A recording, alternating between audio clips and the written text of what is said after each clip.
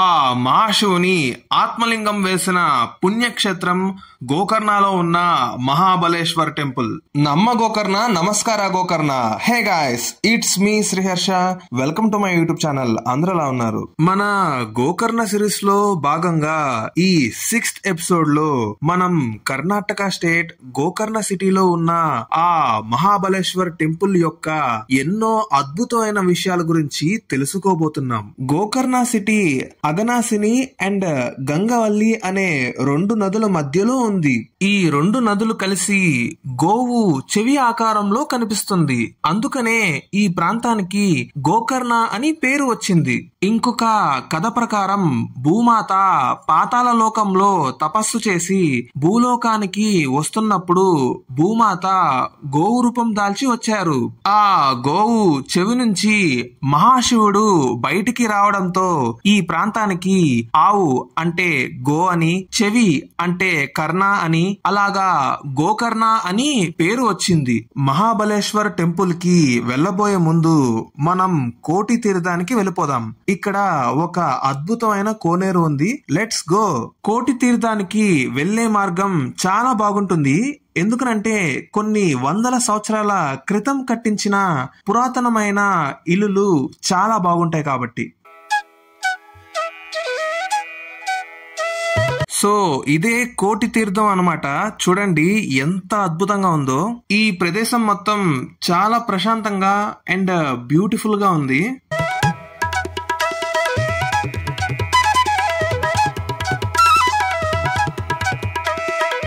గోకర్ణలో ముఖ్యమైన ఆలయం ఆ మహాశివుని మహాబలేశ్వర్ టెంపుల్. భక్తులు ఈ టెంపుల్ ని దర్శించుకునే ముందు ఈ కోటి తీర్థంలో స్నానం చేస్తారు. ఇలా ఈ కోటి తీర్థంలో స్నానం చేస్తే ప్రపంచంలో ఉన్న అన్ని రోగాలు నయమైపోతాయి అని ఇక్కడ ప్రజలు నమ్ముతారు. ఈ కోటి తీర్థంలోనే పితృకర్మలు, పిండ ప్రదానాలు కూడా చేస్తారు. ఇప్పుడు మనం మహాబలేశ్వర్ ఆలయానికి వెళ్ళిపోదాం పదండి.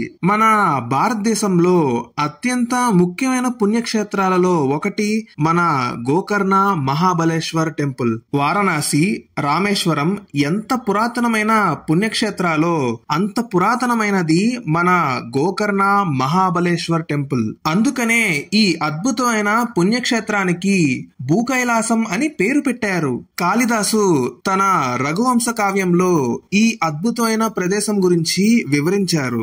సామాన్య శకం 7వ శతాబ్దంలో ఈ ప్రాంతాన్ని పరిపాలించిన హర్షవర్ధనుడు నాగానంద కావ్యంలో ఈ ప్రదేశం గురించి ఎంతో అద్భుతంగా వివరించారు. కదంబ చక్రవర్తి మయూర శర్మ ఈ ఆలయంలో నిత్యం పూజలు జరిగేలా ఏర్పాట్లను చేశారని ఇక్కడ శాసనాల ద్వారా మనకి తెలుస్తుంది. ఆ తర్వాత విజయనగర సామ్రాజ్యానికి చెందిన పాలకులు ఈ ఆలయాన్ని అభివృద్ధి చేశారు.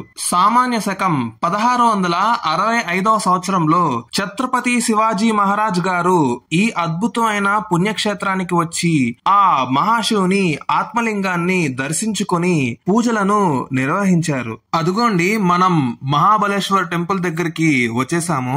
ఇక్కడి వాళ్ళతో మాట్లాడినప్పుడు నాకు తెలిసిన విషయం ఏంటంటే, మనం మహాబలేశ్వర్ టెంపుల్ కి వెళ్ళబోయే ముందు పక్కనే ఉన్న గణపతి ఆలయాన్ని దర్శించుకొని అప్పుడు ఆ మహాశివుణ్ణి మనం దర్శించుకోవాలి అని.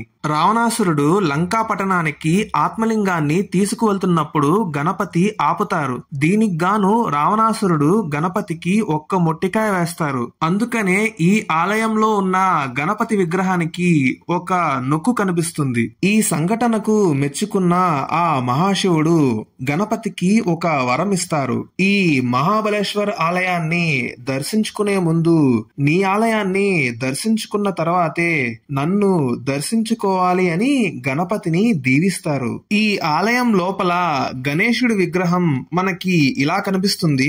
నేను మీకు ఇప్పుడు చెప్పిన కథ గురించి ఇంకా డీటెయిల్డ్ గా మహాబలేశ్వర్ టెంపుల్ లో దర్శనం అయ్యాక క్లియర్ గా ఎక్స్ప్లెయిన్ చేస్తాను. ఇప్పుడు మనం మహాబలేశ్వర ఆలయానికి వెళ్ళిపోదాం పదండి. అదుగోండి ఆ మహాశివుని ఆత్మలింగం వెలిసిన మహాబలేశ్వర్ టెంపుల్ కి మనం వచ్చేసాం.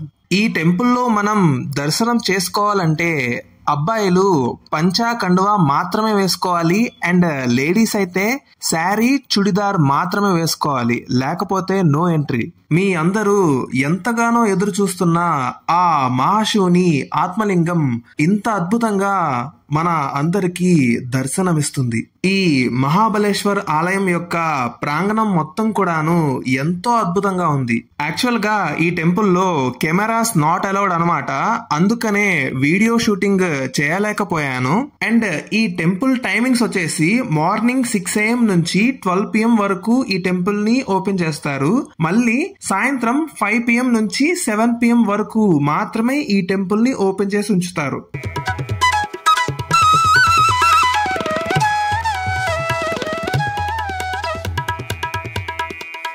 మహాబలేశ్వర టెంపుల్లో దర్శనమయ్యాక మనం ఇప్పుడు భద్రకాళి అమ్మవారి టెంపుల్ ని దర్శించుకుందాం పదండి.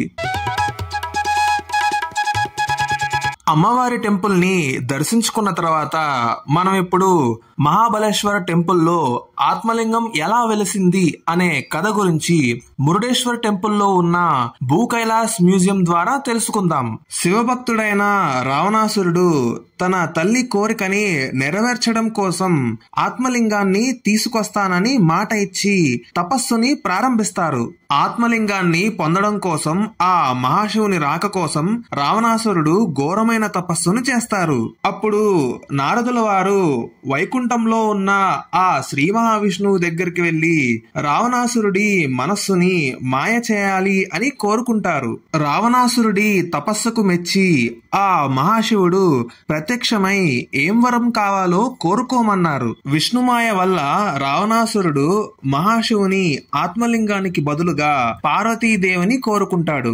దానికి ఒప్పుకున్న మహాశివుడు పార్వతీదేవిని రావణాసురుడికి ఇచ్చేస్తారు. అప్పుడు రావణాసురుడు పార్వతీదేవిని తీసుకుని లంకాపట్టణానికి వెళ్తున్న దారిలో నారదుల వారు ప్రత్యక్షమై ఆ మహాశివుడు నీకు నిజమైన పార్వతీదేవిని ఇవ్వలేదని మహాకాళి అమ్మవారిని ఇచ్చారని నారదుల వారు రావణాసురుడికి చెప్తారు. అసలైన పార్వతీదేవి పాతాళ లోకంలో ఉందని నారదుల వారు చెప్తారు. అదే సమయంలో పార్వతీదేవి మహాకాళి రూపంలో కనిపించగానే రావణాసురుడు ఆమెను వదిలేస్తారు. అసలైన పార్వతీదేవి కోసం వెతుకుతూ రావణాసురుడు పాతాళ లోకం చేరుకొని అక్కడ మండోదరిని పార్వతీదేవిగా భావించి పెళ్లి చేసుకొని లంకా పట్టణానికి తీసుకువెళ్తారు. అప్పుడు రావణాసురుడు వాళ్ళ అమ్మ ఆత్మలింగాన్ని తీసుకువచ్చావా అని అడుగుతారు. రావణాసురుడికి అప్పుడు అర్థమవుతుంది తాను మోసపోయాడు అని. ఆ తర్వాత రావణాసురుడు ఆత్మలింగాన్ని ఎలాగైనా సరే పొందాలని మళ్ళీ ఘోరమైన తపస్సుని ప్రారంభించి ఏ భంగానికి లొంగకుండా ఆ మహాశివుని రాక కోసం ఎదురు చూస్తున్నాడు. రావణాసురుడి తపస్సుకు మెచ్చిన ఆ మహాశివుడు మళ్ళీ ప్రత్యక్షమై ఏం వరం కావాలో కోరుకోమన్నారు. అప్పుడు రావణాసురుడు తనకి ఆత్మలింగం కావాలి అని కోరుకుంటాడు. ఆ వరానికి ఒప్పుకున్న మహాశివుడు ఒక షరతుని పెడతారు. ఆత్మలింగాన్ని రావణాసురుడికి ఇస్తూ దీన్ని ఎట్టి పరిస్థితుల్లోనూ నేలపై పెట్టకూడదని, ఆత్మలింగాన్ని నేలపై పెడితే దానిలో ఉన్న అన్ని శక్తులు తనకే వచ్చేస్తాయని ఆ మహాశివుడు చెప్పారు. రావణాసురుడు ఆత్మలింగాన్ని తీసుకొని ఎంతో ఆనందంతో లంకాపట్టణానికి వెళ్తున్నాడు. అప్పుడు నారదుల వారు ఈ విషయం గురించి తెలుసుకుని వినాయకుడి దగ్గరికి వెళ్తారు. ఆత్మలింగం శక్తితో రావణాసురుడికి అమరత్వం వస్తే భూమిని నాశనం చేస్తాడని, మనం ఎలాగైనా సరే ఆత్మలింగాన్ని లంకా పట్టణానికి చేరనివ్వకుండా ఆపాలని ఆ వినాయకుడిని నారదుల వారు కోరతారు. రావణాసురుడు ప్రతిరోజు ఏది ఏమైనా సంధ్యావందనం చేస్తాడని వినాయకుడికి తెలుసు. అందుకనే రావణాసురుడు సంధ్యావందనం చేసే సందర్భంలోనే ఆత్మలింగాన్ని రావణాసురుడు దగ్గర నుంచి స్వాధీనం చేసుకోవాలని ప్రణాళికను సిద్ధం చేస్తారు. వినాయకుడు చిన్ని పిల్లవాడి రూపంతో రావణాసురుడికి ఎదురు వస్తూ ఉంటారు. అదే సమయంలో ఆ శ్రీ మహావిష్ణువు తన చక్రాయుధాన్ని సూర్యుడి ముందు పెడతారు. రావణాసురుడు సాయంత్రం అవుతుందనుకొని సంధ్యావందనం చేద్దామని అనుకుంటాడు. కానీ రెండు చేతుల్లో ఆ మహాశివుని ఆత్మలింగం ఉండడంతో అటుగా వస్తున్న చిన్ని పిల్లవాడి రూపంలో ఉన్న వినాయకుడిని ఆపి కాసేపు ఆత్మలింగాన్ని పట్టుకోమని తాను సంధ్యావందనం చేసి వస్తానని రావణాసురుడు అంటాడు. అందుకు ఒప్పుకున్న వినాయకుడు ఒక షరతు పెడతారు. తాను 3 సార్లు రావణాసురుడిని పిలుస్తానని, 3వసారి తర్వాత రాకపోతే ఆత్మలింగాన్ని కింద పెట్టేస్తానని అంటారు. మరో దారి లేక రావణాసురుడు ఒప్పుకొని సంధ్యావందనం చేయడానికి వెళ్తాడు. అప్పుడు వినాయకుడు గబగబా రావణాసురుడిని 3 సార్లు పిలిచి ఆత్మలింగాన్ని కింద పెట్టేస్తారు. రావణాసురుడు ఎంత త్వరగా పరుగులు పెట్టి వచ్చినప్పటికీ జరగాల్సిన ఘోరం జరిగిపోతుంది. అప్పుడు రావణాసురుడు కోపంతో వినాయకుడి తలపై ఒక్క మొట్టికాయ వేస్తారు. దీనివల్ల వినాయకుడి తలపై నొక్కు ఏర్పడుతుంది. ఆ నొక్కుని గోకర్ణలో ఉన్న వినాయకుడి విగ్రహానికి చూడొచ్చు. ఆ తర్వాత రావణాసురుడు ఎంత ప్రయత్నించినా ఆత్మలింగాన్ని పైకి ఎత్తలేకపోతాడు. రావణాసురుడు ఆత్మలింగాన్ని తీసుకువచ్చిన పెట్టెను ఉత్తరం వైపు నుంచి లాగుతాడు. అప్పుడు ఆ పెట్టె దూరంగా ఎగిరి పడుతుంది. అక్కడ సజ్జేశ్వర లింగం వెలుస్తుంది. ఇది కర్ణాటక స్టేట్ లో ఉన్న కార్వార్ అనే ప్రదేశంలో శ్రీ సజ్జేశ్వర టెంపుల్ లో ఉంది. పెట్టె మూత పడిన చోట గుణవంతేశ్వర లింగం వెలుస్తుంది. ఇది కర్ణాటక స్టేట్ లో గుణవంతే అనే ప్రాంతంలో శ్రీ గుణవంతేశ్వర టెంపుల్ లో ఉంది. ఆత్మలింగంపై కప్పిన వస్త్రం పడిన చోట మురుడేశ్వర లింగం వెలుస్తుంది. ఇది కర్ణాటక స్టేట్ లో మురుడేశ్వర్ అనే ప్రాంతంలో మురుడేశ్వర టెంపుల్ లో ఉంది. పెట్టెను కట్టిన తాళ్లు పడిన చోట దారేశ్వర లింగం వెలుస్తుంది. ఇది కర్ణాటక స్టేట్ లో ఉన్న దారేశ్వర అనే ప్రాంతంలో శ్రీ ధరనాథ స్వామి టెంపుల్ లో ఉంది. ఈ 4 లింగాల మధ్యలో స్వామివారి ఆత్మలింగం మహాబలేశ్వర లింగంగా గోకర్ణలో వెలుస్తుంది. ఆత్మలింగంతో ముడిపడిన ఈ 5 ఆలయాలను శైవ పంచలింగ క్షేత్రాలుగా పిలుస్తారు.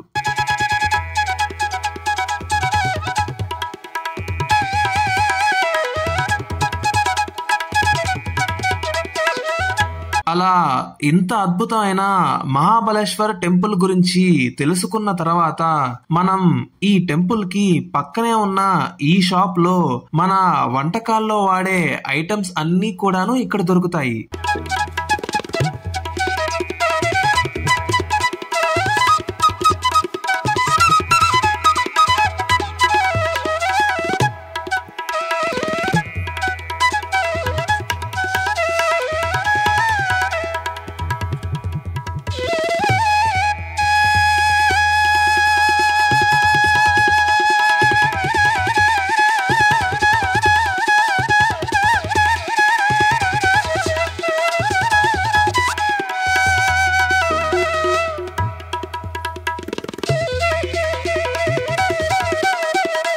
చూసారు కదా, మీకు గానీ ఈ వీడియో కనుక నచ్చినట్లయితే లైక్ చేయండి, షేర్ చేయండి అండ్ సబ్స్క్రైబ్ చేయండి. It's me Sriharsha. మళ్ళీ నేను మీ ముందుకి ఒక సరికొత్త అద్భుతమైన వీడియోతో వచ్చేస్తాను. Until then take care. Thank you so much.